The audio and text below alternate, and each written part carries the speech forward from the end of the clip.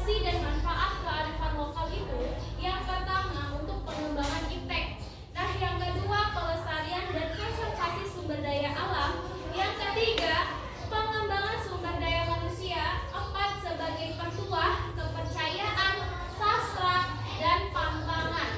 Baru yang terakhir yang kelima bermakna sosial. Jadi kearifan lokal itu bukan hanya keunikan-keunikan saja, di dalamnya itu dapat sebagai kepercayaan ya, untuk pantangan-pantangan. Nah, biasanya di daerah tempat kita tinggal orang-orang tua dulu pasti bilang jangan main waktu maghrib itu sebuah pantangan. Itu dia petuah yang boleh kita percaya ataupun tidak. Nah, selanjutnya tadi kita udah bahas apa itu kearifan lokal ya. Pasti kan ada nih keunikan atau kebiasaan yang ada di lingkungan rumah kalian. Contohnya Nopi ditanya, apa kebiasaan unik yang ada di rumah Nopi? Membuat lontong setiap hari raya. Jadi Nopi memasak neneknya ya. Memasak makanan khas setiap hari raya yaitu lontong aja. Rendang. Akiwan, mau tanya apa kebiasaan unik yang ada di rumah? Memakai bahasa daerah, bahasanya apa? Bahasa Jawa. Pasti masing-masing kalian di rumah juga mempunyai keunikannya kan?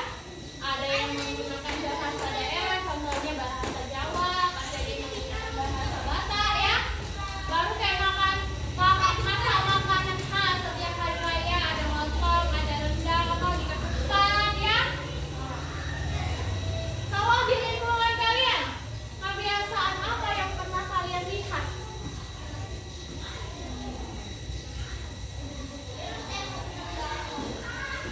Kebiasaan apa yang pernah kalian lihat?